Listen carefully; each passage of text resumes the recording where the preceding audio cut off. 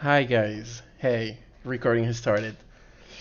Welcome all to the podcast. I think it's our sixth one, fifth one. Just started a joke on the server and look at us. We're keeping track. Okay, so what are we going to talk about today? It's been 2 weeks. We couldn't do it like last week because, well, life and stuff. So we're gonna try to cover everything that happened on the Mercato in the last 2 weeks. Namely, like, we're gonna talk about the squad, how were Maldini's recruits past winter, last summer, how did they do? Are there people in the squad that we want to sell maybe? A lot of people want Castillejo out, for example. We're gonna talk about the Gigio Donnarumma situation. We'll just like go through it. What happened? How we enforced Milan and Maldini's position, and maybe talk about the rumors of like how we might go maybe to like Barcelona or go to Juve. Um, the striker position. We're gonna talk about Giroud, the fact that Chelsea renewed him unilaterally. That was not what he wanted, but they did that to prevent West Ham from putting a bid for him. We're gonna talk about Belotti. Apparently, Roma put an offer for him, and Cairo said it's 3 million at least. So that's gonna be interesting. The young available strikers. We know that Maldini has been seeing lots of agents, for example, for the strikers. So we're gonna talk about that as well. As a matter of fact, everything. Like you guys, please, if some of you want to jump in and talk, you're allowed. If you want to like type in VC channel, please do. Then we're gonna talk about Milan's moves. Tonali, the fact that we negotiated with Cellino, for example. We're gonna talk about Tomori, the fact he should be official next week. Just a quick talk about it. We're gonna then talk about our targets, namely I think mainly the ball and any other. We're going to talk also about the loanies that are coming back, like Conti. We're going to talk about Caldara, Pobega, who has like tons of offers, especially in Germany, for example. And we're going to end the podcast with the question of today. If you could pick one marquee signing for the Mercato, who would it be? Has to be like a big name, depending like, of course, like we could afford it or not. All right. So without further ado, let's jump in. All right. So I'm gonna ask you guys in the chat, like I'm gonna be asking a few questions, and just like as a feedback, if you were to like think about what Maldini brought as players starting last summer, not like since his tenure started, but like since last summer, right? Are you satisfied? Are there any players that he brought in that maybe shouldn't have come, like Mandzukic, for example, last winter, or whatever? Okay? So go ahead and tell me. Personally, if I am very satisfied with Tomori. Mandzukic, of course, is meh. Meite did the thing that he had to do, but he could have done better. Um, and as for like last summer, Diaz had a good loan overall, if you really think about it. Um, who else? Tonali. Tonali had a rough start. Yeah. Mandzukic at the time made sense, but it's easy to say in hindsight that it was a bad move. I agree. I really agree. Like, it made sense because it was really similar to the Ibra deal, as in, like, someone with experience. But yeah, like, at the same time, we could have seen it coming. He hadn't been training for, like, over a year, close to, and he was really out of shape. So that makes sense. It was a gamble. Honestly, Mandzukic was an honest gamble, given that he worked with Ibra. Sadly, like not everyone is Ibra. Tomori, to me, is the signing, the good deal that Maldini brought in. Even Chelsea fans are gutted, and they were gutted when he got in on loan. Yeah. With Giroud deal falling apart, can we like expect another World Cup? We're gonna talk about it, but the deal did not fall apart. The deal did not fall apart. Like I know there is a lot of confusion, for example, but like we're gonna try to like go through the deal. All in all, must have been good hits at low price. Can't really complain. Mandzukic, I don't even regret considering the way he did with also his salary donations. Sperling, he did nothing much, but una persona molto simpatica. Davvero, sì. Yeah, he looks like a good guy. Plus, At the end of the day, we only paid like for like half his salary. The rest went to a charity that's like Fondazione Milan. So nothing we can really complain about. Sure, we would have wanted him to like step up, and maybe with a healthy striker, we could have won the Scudetto because we were like so ahead. But yeah, all right. Mandzukic came in and tried to contribute but was unable to do so. At least he was a gentleman with his wage matter. I agree, CJJ. I really do agree. Oh, Andy's here. Hi.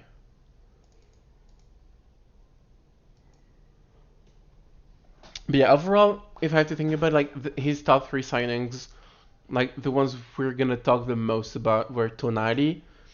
He had a rough year. Like Gattuso said, sometimes may be good, sometimes may be shit. It's true. That's what I mean. Like he's still young, he's learning, and overall, like he showed more than when we expected. Like you can expect a 20-year-old coming from Breccia to like be right away the best player or the best midfielder in the league, for example. Of course, yes, Tonali does need time. We talked about Tomori. Tomori, as I was saying before, tremendous deal. 28 million. Like their offers for him, they way exceed that number. For 28 million, he's an absolute steal. Tonali comparisons to Pirlo isn't fair. Well, they are, but not because of the talent. It's because they're not at the same position. They're not in the game for the same reasons. Yeah, Tonali is good in my opinion, but also I don't think we should waste Hauge away. Oh, I forgot about Hauge. Hauge was a good deal. He has great stats as well. He's helped us in many games, and I think he has room for growth. Overall, like Hauge is like a very safe bet. If he fails, we're gonna like sell him and make money anyway. Tonali has a better mindset than Leao, though, which I like. He does seem to try genuinely to do something every time. See, I know a lot of people talk about Leao's mindset. To me, Leao does what he needs to do. Like when you think about it, it's just his body language. And sure, he could run more, etc., etc., etc. But Leao has room for growth, and I think he's like really well fitted in the team. And like his last games, for example, like end the season 3-4 games after he was on the bench for a while, showed like he was hungrier to show more. Maldini has had his greatest achievement so far in 1920, Teo Benasere Bizzare. This season, apart from Tomori and Masara, bought some workhorses, backups, and young talents. Asilon.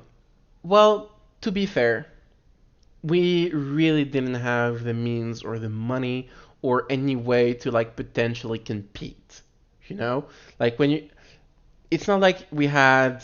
I think we had even less. We spent less like overall as a balance than clubs like Hellas Verona. We were in a very tight situation. Look at us. Like a year later, with all the sacrifices made and stuff, we managed to get afloat, and we are close to being on balance. Our books are really good, and I think in the league we're amongst the healthiest. At least we're the healthiest top club in the league with Napoli. Napoli are in the green, but they're managed in a different way, let's say.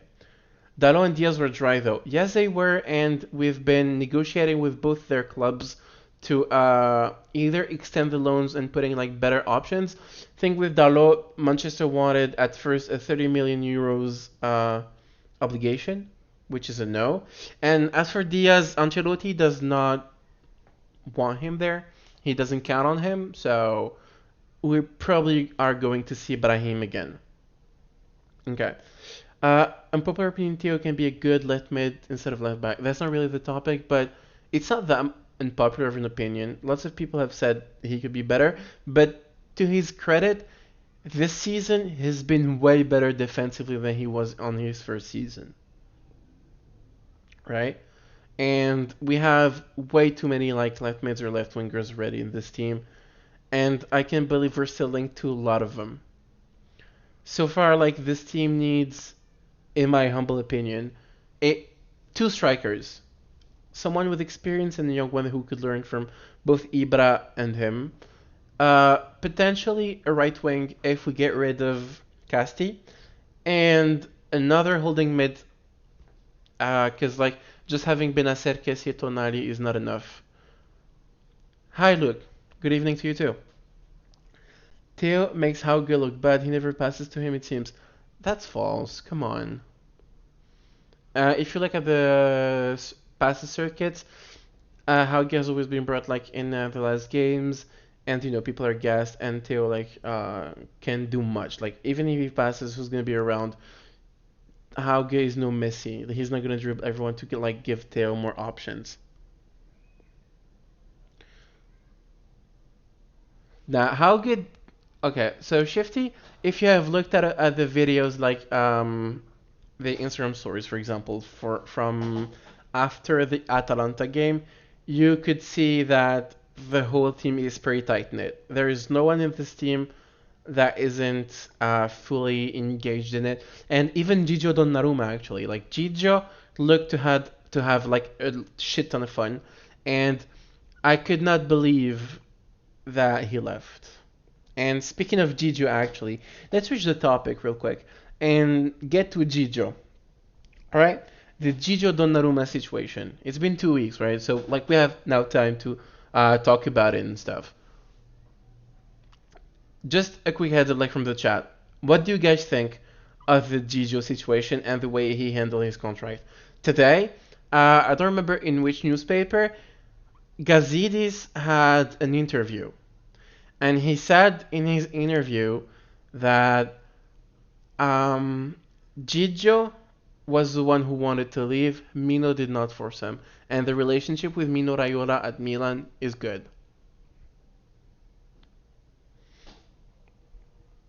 So if we're based on what Gazidis said, right?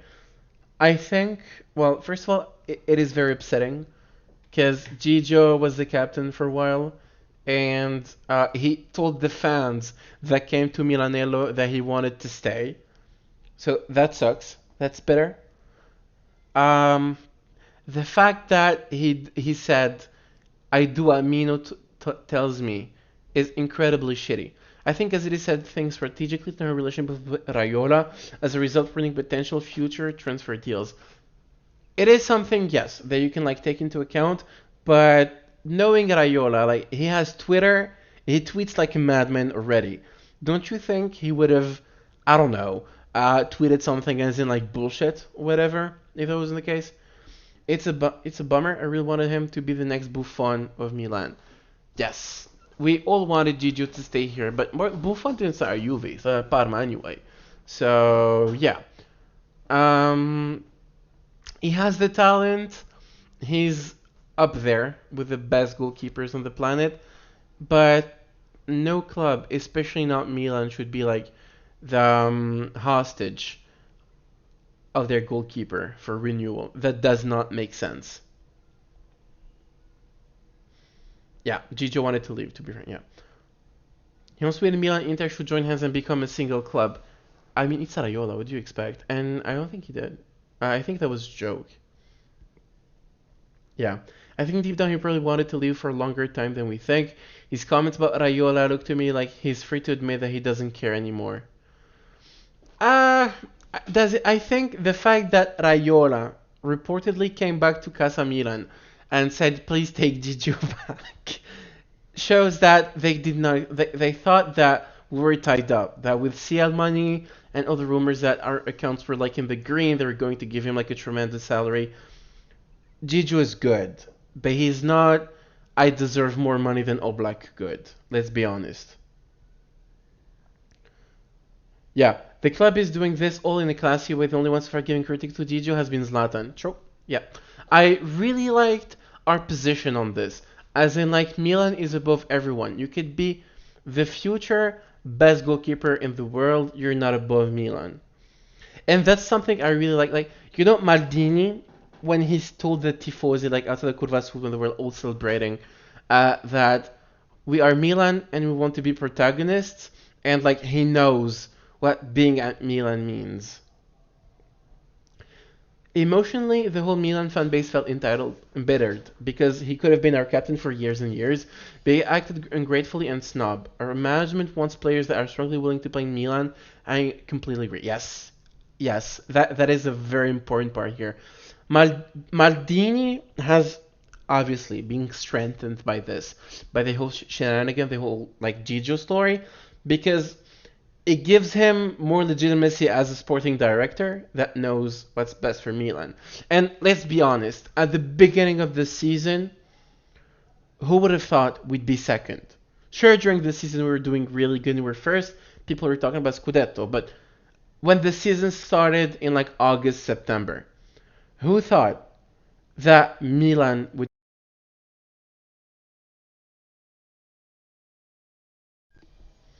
Nobody.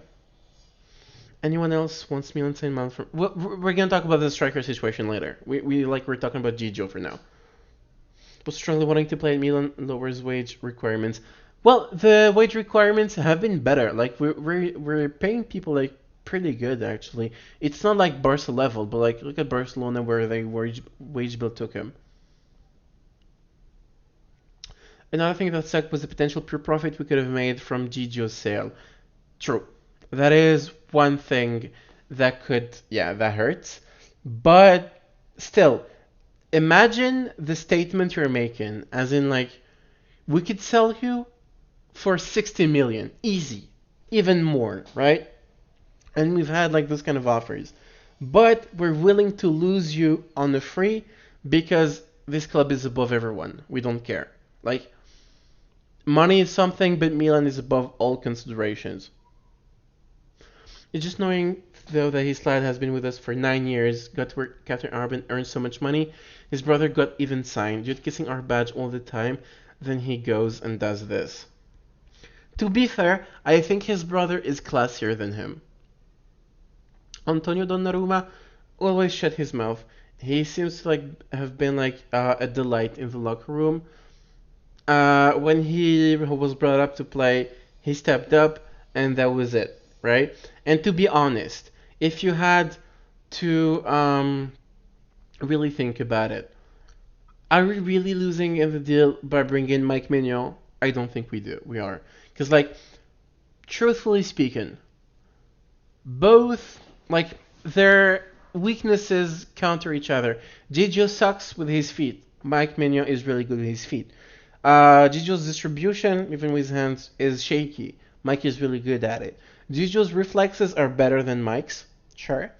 But in 1v1s, Mike is better at the same time. Though I will never stop thanking Gigio for everything he's done for us. Like, he's played at a great level for a bad Milan side for a long time. Wanting better is a thing, but there are ways to, like, he could have said, I won't renew, I want to leave, and he could have said it like last season, for example. Why can't he just speak for himself? It seems that he knows that he fucked up. It's not that. It's more than, Um, when he's to him at least, like he signed with Raiola in 2013 or 14, right? When we got him. Mino and Enzo Raiola have been part of his family for so long. So to him, in a way, like they're his family. And Gigio, which is very weird, like you could hear him on the field being a leader and all, but him not being able to like proper decisions for his career because he trusts Mino, it's kind of bullshit. But at the same time, mm, we can't know. We can only speculate as fans. We don't know people personally. Emo, it was clear he cared about the club, was happy with the CF qualification, was a terrific professional to the end, but this choice to leave her free with no proper plan has been weird.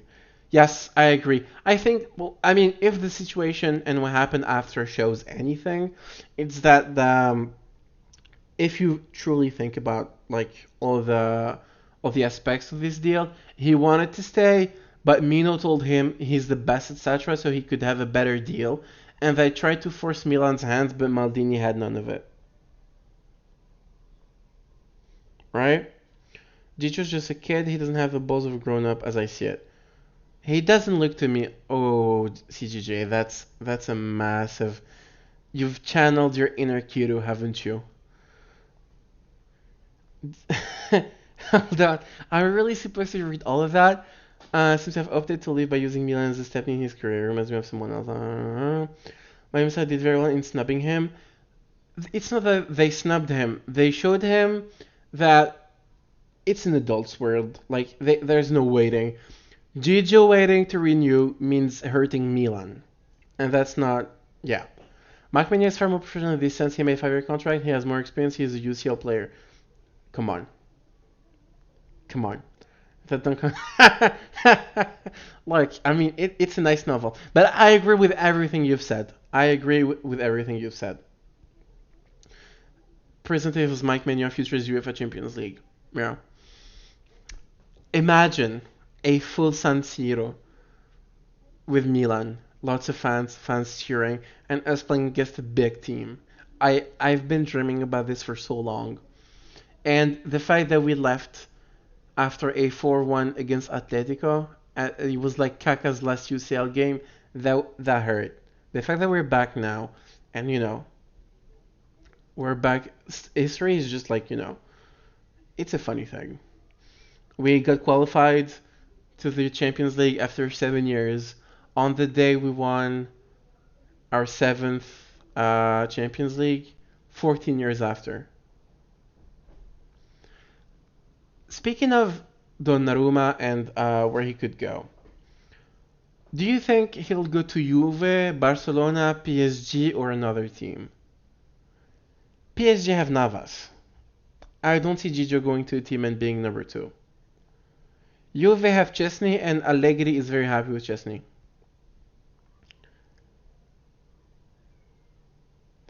Do we have any youth prospect that could be promoted for depth, like how's Roback doing? To be honest, I haven't followed this year's Primavera because it was a mess. I didn't play for most of the year. I wouldn't be able to tell you. If I say Kolisako for the memes, people are gonna laugh. But like, I swear, like there isn't much. Maybe Olzer, but none of them is ready to like make the jump. Well, it's not that they don't want him. Any club would want Gigio. It's more that at his wages and the fact that he wants to be number one, no top club has room for another number one. Juve will get him on the same lower wages after he can find a club, is my prediction. I agree, Cortez. That's the likeliest, but could be Barcelona since Barca have been snubbed by Wijnaldum because he wants more money. He went to PSG. Maybe they could move for him, but Ter Stegen is going to be number one, and they confirmed that they wanted him to be number one. Gigi will have good years who will get offers later, but that's the thing. It's only speculative. No matter where he goes, there are very, very like small chances he goes to like a top club. Imagine he goes to Lille. If anyone's ready for the main team, Olzer rollback as loans like Pobega. Well, speaking of Pobega, actually, Pobega has offers from Eintracht Frankfurt and I don't know what other teams. Hold on, I had that in my. I'll find it again. But yeah, Pobega has actually lots of offers, and I would love Pobega to come back and fight for a spot. He has it in him to like fight for a spot. He's been good, and but I think he needs like playtime. So I don't know if he's ready to like give us his contribution right away, or if we should loan him again to like maybe a bigger club. Would not promote anyone from Primavera. Same. Would not promote anyone from the Primavera to the first team. Well, he could be the right profile because you know how Pioli brought in Meite at times because we needed someone more physical. Pobega could be that, but at least like Pobega projects better like up front and he has better passing than Meite. So maybe. Also he has better haircuts. So that also plays a lot. Speaking of like people we could bring in, right? We didn't redeem Colombo. I like Colombo. He's not ready. Will he ever be ready? I don't think he will. I hope he will be maybe like, it could be good rotation, but he's definitely not ready. He needs playtime, he needs confidence, right? I think he hasn't played that much on his loan in Serie B, so I'd rule Colombo out. I think the thing we should do with the striker position is bring in a better young player to learn from Zlatan and another more experienced one. Which brings us to the next topic, strikers. I read someone earlier that said that the Giroud deal collapsed. Okay, so here's what happened with the Giroud deal because it did not collapse. Chelsea, when Giroud renewed a few years ago, added in his contract a clause that, because at the time he was really discussed and he was like worse on rotation, he barely played, they could renew unilaterally his contract for 1 year if they wanted, right? Because at the end of the day, like people thought maybe he was on the end, and 1 more year at those wages could be a nice idea.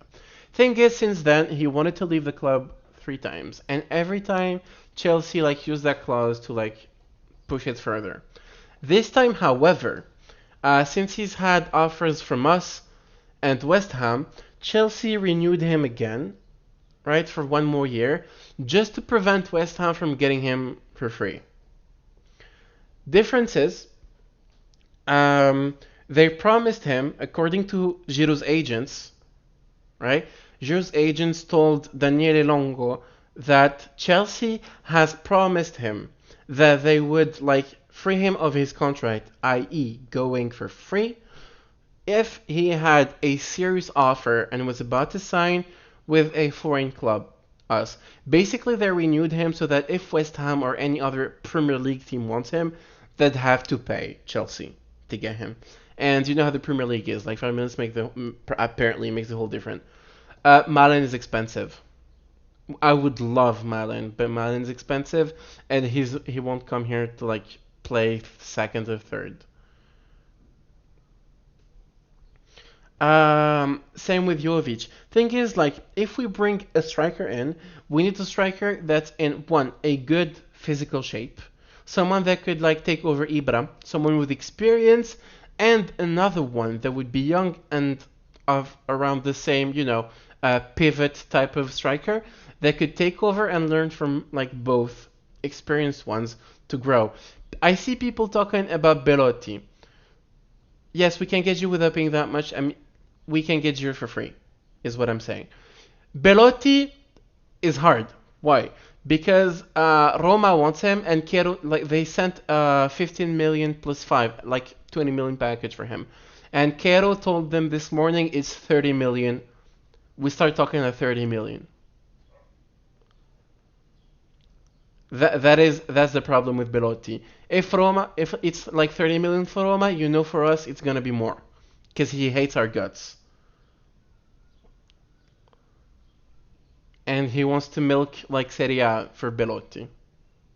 So, by the way, who's gonna be Torino's new coach? Is it Juric?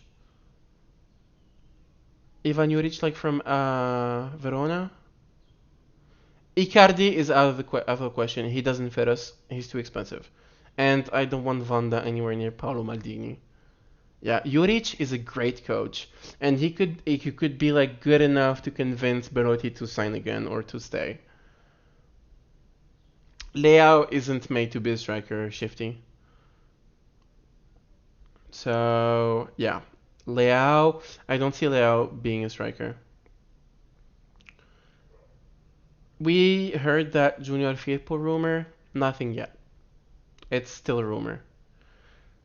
Scamacca is not 10 million. Scamacca is way more expensive than 10 million, and Sassuolo will make the even. I think Sassuolo's president is a Milanista actually, but Scamacca I mean he's young, right, and he could be a good striker, but I don't think he's the one we're looking for. Yeah, but the thing is, to know that Pobega doesn't work out, you need time with him, and in 6 months Belotti is free if he doesn't sign again. Vlahovic's price they got bumped to 80 million, so it's no. Vlahovic is not going to happen. Leo's there holding back from being striker. It's not that. It's just like his play style needs him to like eat space, but he needs like his playstyle wants him to like have have an escape on the sides. Boadu would be immense, but he's expensive. Real won't keep Diaz. There's been I think they talked about it quite extensively. Journalists very close to Real Madrid have said that Ancelotti does not want to rely on Diaz because his plan is to win soon. Hakan, do you guys think that Hakan might renew? Because the thing is, um, the play that he wants to play here. He told Maldini that he wants to talk about his contract renewal after the Euros, right? But I'm not sure Maldini wants to wait. And the thing is, he probably wants to wait after the Euros in case, like, he's gonna play well and a bigger club than us, should that exist. But like more competitive, let's say, wants to take Akan. I think we're gonna tell him off. And because like when you see, for example, Atletico Madrid just offered 30 million out front for DePaul, plus a huge salary. As far as I'm concerned, DePaul would be tremendous, but DePaul is not a cam. His original like position is actually mezzala or right wing. He has the quality to be like a center advanced midfielder. He'd be a great number 10. At times, he had to step up at that position, whether Argentina or Udinese, and he played really well. Depol going to Atletico? No. He wants to stay in Italy if possible, and Udinese is asking for a lot of money. And financially, Atletico cannot afford to put too much money on him. Akan's financial request is too high for us. If nobody will guarantee him that amount of money, apart from Qatar, he might renew. Potentially. I think our offer is for 4 million now instead of like the 6 I read in January. Nobody knows what's happening, but I don't think Milan wants to wait. From what I've heard and what Antonio Vitiello, who's very close to like Casa Milan, said, Maldini wants to do most of our mercato before the Raduno, i.e. before like the players come back to like Milanello and start the training in provision of like next season. So I think we're gonna see lots of movements and announcements in the next month or so. Because if I'm not mistaken, the Raduno is usually it's July 2nd. This year it should be maybe July 4th or 3rd. That's the probably July 4th this year. Yeah, Mattia Zaccagni. He's good, but he's not ready for Milan. And Verona wants quite a bit of money, and there's Napoli who can splash cash easier than us, in a way, because they're not constrained by the same problems. Thing is, for Milan, like, what's going to be detrimental? Right now, Maldini wants a team that can compete in order to get out of the group stage. Because if we get out of the group stage, we are guaranteed a lot more money going further. Because the way TV rights for Champions League work in Italy, like there's 40 million like for the participation and whatever, but there is a good chunk, like 80 million, that we could get, or close to that, because we're a good club historically. So my position here is we're gonna try to go for reliable and ready fast for this summer, and the big investments will come either winter if there's opportunities or next year. Yes, because what Milan wants a player that's gonna be ready, right? Milan wants a player that can bring in quality immediately. We can't, like for example, Tonali for next season is gonna be like very important for him because it's the season where he needs to like step up. You need like young players will need usually like 1-2 years to like get to the level, especially if they come from like lesser teams with less pressure. This time like it's the big stages. Zaccagni is a good prospect, but he doesn't suit our needs. He suits Napoli's because Napoli has room for him. Like they have older players up top, and Zaccagni could play more if he was there, for example. Getting top two in group stage will be able to be in the green debt free. Even if we're not top two, we should be in the green if we keep like our salary, our mass the same way. Because if you think about it, like Duarte is leaving, so we'll be offering his salary in plus 5.5 million. Conti has offers from Genoa. Um, Laxalt has offers in Russia and like lots of places. Laxalt is going as well. Caldara is coming back. We do not know. Caldara is the only interrogation point here. Yes, Schmelly.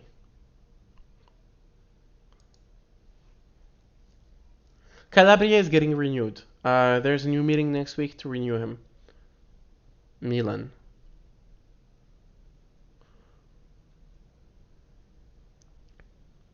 Caldara, we don't know. Nothing like came out of. Nobody knows what Caldara's situation is. He could go to Serie B. Maybe like there's a team coming to Serie A that would want him. We do not know. Tonali must show his backbone. He must have fire in his eyes, because it was like a got talent. Yes. Tonali has. I mean, to be honest, if you think about it, like it's been a rough season on everyone. Next season is gonna be like tremendous. I don't know what. Do you guys think that Simone Inzaghi could do like something good for Inter next season? I don't see them winning the Scudetto again. I don't think Allegri will win the Scudetto either. Allegri, like this Juve team, like has too many problems. Yeah, financially they're not good. Neither Inter nor Juve, and there is a lot of money that Juve needs in order to like revamp their midfield because it's awful. And even if they have like 2-3 months, by the time they're bringing the players, they need to like adapt them to their systems, make sure they perform, etc., etc. It's like a long process. Milan, Atalanta, Juve. Um, I don't know how we will fare, honestly. I think we will clinch top four, but I don't know if we'll win the Scudetto. I wish, of course, but it's gonna be hard because this time like people are waiting for us, and there'll be much more pressure. Then again, we'll be better physically, and hopefully we'll be better prepared. Because what we lacked last season was a bench, and I think our management knows that this year we need a bench. Mm. The let's count is Moncada. With chance for Scudetto, the teams are not strong except for Juve. Juve isn't that strong. Uh, Juve is not that strong. They have Allegri. Allegri can turn a bad team into a good team. But a coach coming back after leaving, the fact that some of the players said what they said after he left because they wanted to play a better football, for example, the fact that their whole midfield sucks, and that this time like there is much more competition in Serie A, there's a ton of things to take into account. The only thing that could save they could save them next season, De Ligt and Chiesa. Maybe Dybala if they manage to keep him. I wouldn't say Inter might be financially bad, in a bad spot right now, but so far they haven't lost any player. So I don't know how they will for next season. It's a huge question. Atalanta winning the Scudetto next year? They won't. They started the seasons poorly, and Gasperini, as good as he is, makes mistakes as a coach. He's good at preparing his group into like performing, but he doesn't adapt to games. So yeah. All right. So since we're talking about Milan's moves in the Mercato, etc., and what we could like hope for next season, given that Tomori will be properly redeemed or has already been redeemed, and the announcement is pending like next week. Okay. The fact that Tonali we've managed to like reduce his price a little bit, but he's getting redeemed as well. And there are rumor targets. We have DePaul, hopefully. Casti's leaving, apparently. I don't know who we could bring. Maybe that French guy from Toulouse, Amin Adli, maybe. But I heard he wants to stay in France, and Marseille is very keen on him. Like this Mercato just started, so like it's unfair to start saying, hey, we need this and this and this and that. But what do you guys think? Where should we invest? Who should we get? And so far, like if you hear what we're doing and all that, are you hopeful for next season?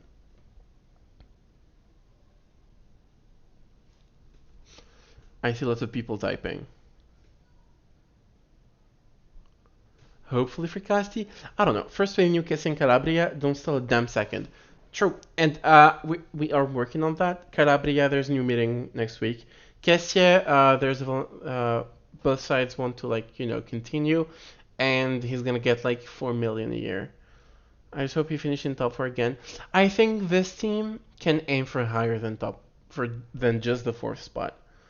Hire Dalot for another year. Why not? He could be quality on loan, but I don't know if United want to loan him again, like a dry loan. It would be stupid of them, to be honest. And first time they asked for a lot more money than we thought they would. They're greedy. So, to be fair, he's good. I will stand up, and at the moment we can't buy him. Attacking mid and striker, I'd love to get DePaul and Belotti, but I don't right wing if we can afford it. Hating Italians Euro team without Milan players, a few would be cool. Um, I somewhat agree. Like, of course, we want a strong Italian team with Milan players in it, but in the end, it doesn't even matter. Did I really quote Linkin Park? God, kill me, please. Another one would be good. Also, do you think Alessio's a goner? And assuming he does, what do you say about picking up Milinkovic for a feasible price? I don't think Alessio's a goner. I think Alessio wants to renew. Or I think he wants to at least fight for his spot for 1 year. And last season was harsh on his body. Do I think that he will manage to fight for his spot and become quality? I am very hopeful that Romagnoli will be very good next year. If not, he'll play in Champions League and his value will bump up, and we'll like, I don't know, renew him for like 1-2 years and sell him.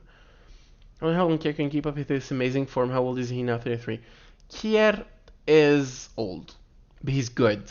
And in Serie A, defenders have been good for like way longer than they should have. Do we think that Kier is UCL material? Yes. Is Milan, like for our ambitions at least, I don't think our management wants us to go like above round of 16. If we go above round of 16, it's gonna be great, right? But I think that's a feasible, especially given that we're at pot four, so we'll have like a hard group stage. It's doable. Round of 16 with the investments we're willing, and then the next season we'll invest more. If Raiola plays Harbour, but that's the thing, Assyrian. That's the thing. Raiola is a great agent. He's a greedy agent when it comes to negotiations, but he respects his players' wishes. The Donnarumma thing showed that it was Gigio who wanted to leave. Just like if you think about his other clients, I think nobody says Raiola more than Ibrahimovic. And Ibra renewed with no problem at all. He told Mina, I'm going to take your lawyers, sign the contract real quick, and come back. That was it. Same thing happened in many, many other clubs. At the end of the day, he's just the agent. The player is the one who decides. So if Gigio like wanted to stay and Mino said no, you're going, uh, it means that he would have said. Ibra knows other clubs will let him be started with wage war. Also, he's going to go to CL, but other CL team will sign 39-year-old Zlatan.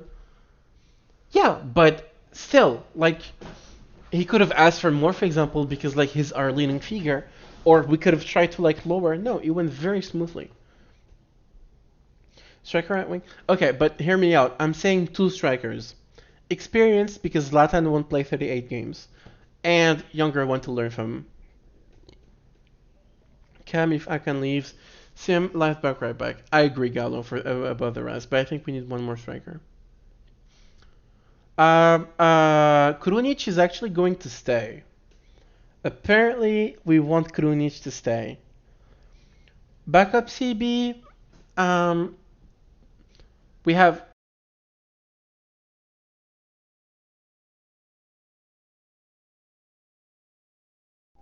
Of course, if my headset gets me off.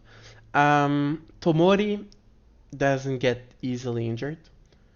Kayer gets injuries, but Tomori Romagnoli works. If both are injured, we have Gabbia, and UCL is shorter and less demanding than Europa League. There's less games, there's less stress on the bodies, and the traveling distances are shorter as well. So overall, Gabbia would do good. Maybe another one. Maybe we're going to keep Caldara. What do you know? So yeah, I wouldn't be too worried about the backup CB part, to be honest. So that's like one less worry. Our main worry, because see, nobody can deny that Pioli has made this team play well. At times, we lacked finishing. The striker is extremely important. But two striker flew by Giroud like and a young guy. Giroud, I'm very certain that Giroud will come. I am very certain that Giroud will come. If he doesn't, sad. AC Milan have not given up on renewal of Çalhanoğlu as a playmaker. Seems unconvinced by the idea of a move to Qatar report claims. Manuele Baiocchini doesn't know much, to be fair. Al-Duhail offering not convincing Hakan. Milan trying to entice him vis-a-vis UCL. Hakan has no offer. Has no other offer from Al-Duhail and AC Milan. It remains to be seen if another team will come forward with a country offer for the 27-year-old. Blah blah blah. Okay. Yeah, I think Hakan wants to wait after the Euros, but maybe we're gonna wait after that. But if he doesn't take a decision fast, I'm pretty sure we have like plans lined up. And if we can go for DePaul, Milan will go for DePaul. Maldini is not blind. If we can get both, that would be great. Imagine having Akan and DePaul like switching. DePaul can actually play right wing, by the way. Akan DePaul and DePaul can play right wing. So that'd be good. I'd take that. You could even say it would be amazing. Bro, we fucked up on finishing. Those blurry strikes and so much running. Basta. Yes. Akan DePaul Diaz. Speaking of Brahim, do you guys want Brahim back? I do personally. He showed that he could be a protagonist. And I don't know if you guys have seen Spain playing in the under 21 Euros, but he's been really good. I've been very impressed with Brahim in the under 21 Euros. And I've been sad that Tonali hasn't made it, but apparently he has an injury and he needs like his muscles to rest, which is why he wasn't actually playing with us as well. Leao is in the finals. Yeah, the suspension plays a role, I guess. By the way, when is the Euro Under 21 final? Does anyone know? Very good, thank you, Mac. Do you guys have the score so I can like go and check the game after it's done? Okay, good, thanks. Who's playing better, Portugal or the others? If you guys are watching. Yes, I am recording, Mile. I am indeed. Maybe we'll get a mile high voice reveal if you want. What do you say? All right. So, to get back on the topic. All right. So, in terms of striker, okay, I will not say what I want to say. God, I'm afraid. By the way, the chat is being recorded as well, so you'll see yourselves kind of in. If there, I think there's some bugs sometimes, as it doesn't show people, but some of you will see their names on YouTube. So hi YouTube. And Hefest, they can see the emotes.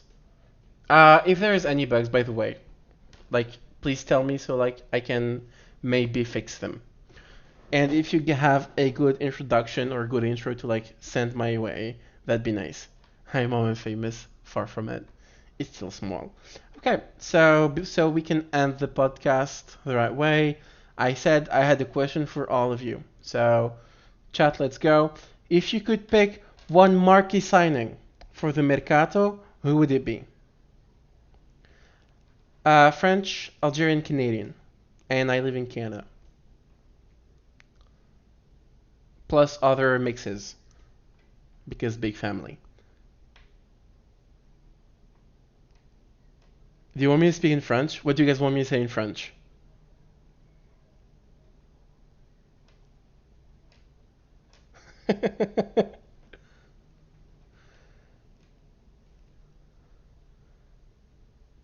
But de Dorasso.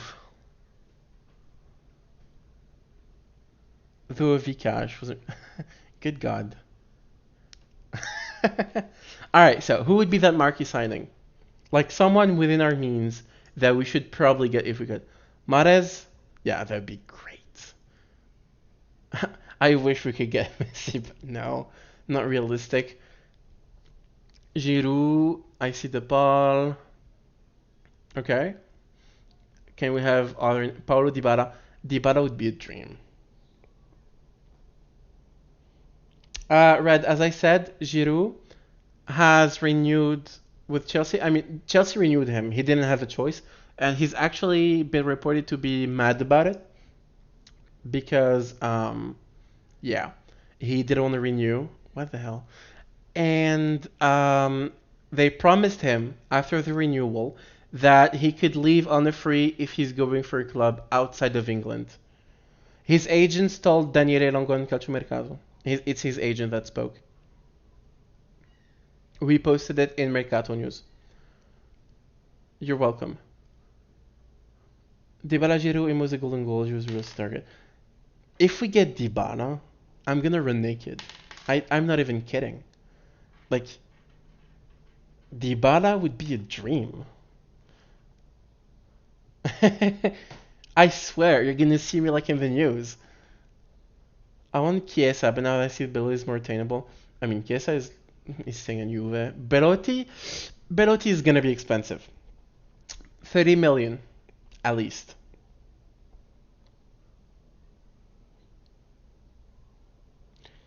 Cat is already here in French. Cat est déjà là.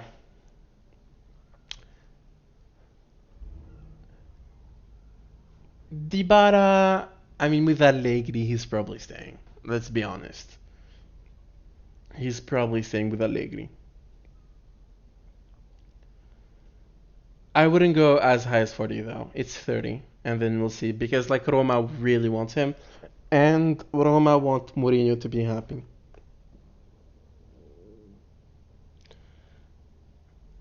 If, oh yeah, wait, like Marcos Llorente? No.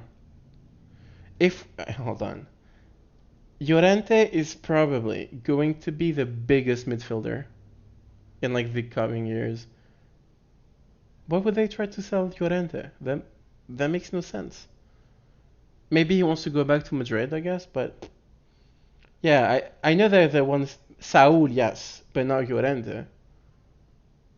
Didn't they want to offload Angel Correa, even though he's been good? Who's buying? Yeah, Saul is crazy expensive. He'd be great, but he's crazy expensive.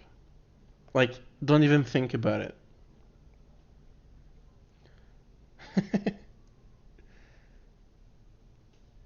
True.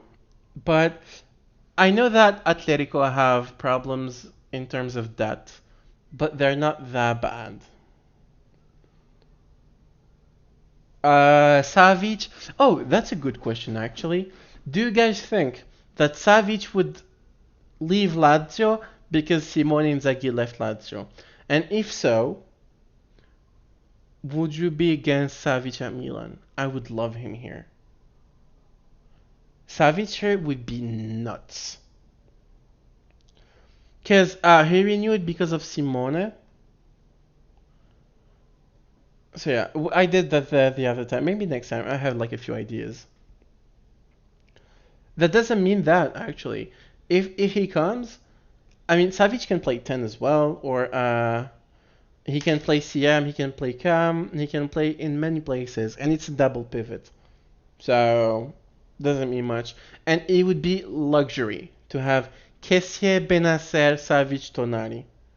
Yeah, we're missing a lot of players, but we're like speculating in terms of dream signings, not like 100% things that are gonna happen. If we were to talk about this Mercato, given the rumors, if we could, I'd sign Giroud and a young Eredivisie striker. I don't know why Eredivisie, but they have like lots of young prospects. They're good with the ball. Casti out and another right wing. Probably, if we bring Depol can play on the right or Cam. Probably renewing Haka and bringing back Diaz. And for the center mid position, keep Pobega. And right back, left back, we'll see. Ilicic is very unreliable. Before Atalanta, he played well at Fiorentina for one season, and that's it. And his mental is not the strongest, let's say. I'm very scared Ilicic would not work for us. Very. And I don't think if we're buying a right wing, it is a good idea to bring someone who's old. Because I want makers to grow and be better player for us, etc., etc. But if Salamakers stays, and he is staying, we need either someone young and fresh that's gonna compete with him, or someone that is proven that he can learn from. Because there is no way it's gonna be like a very old one on the right. It would make no sense. Given our playstyle, we need like a right wing that harasses and presses a lot. Papu, nobody can say no to Papu, but Papu's agent said he's not living in Sevilla.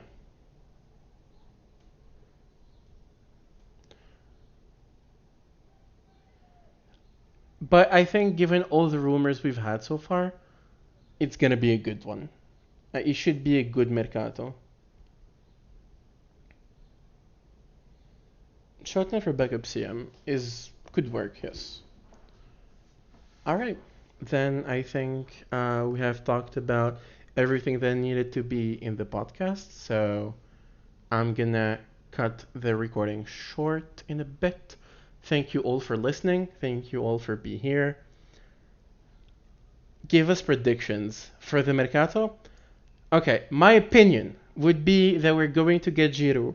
I think we're gonna get Akan in a renewal and Depol as well, but Depol would play like he did at Udinese on the right. With offload Samu, Pobega would be the backup mid. That would be my opinion. Thank you all for being here. I'll see you next week around the same time. I'm gonna upload this shortly, actually, like probably tomorrow, I think, just like usual. Please watch it if you can, and if there's any things that you would want me to do, etc., etc., just tell me. As a conclusive note, for next week, if you guys want to join and talk with me and be on the vocal, right? Send me a DM, and we'll see. Thank you all, and bye.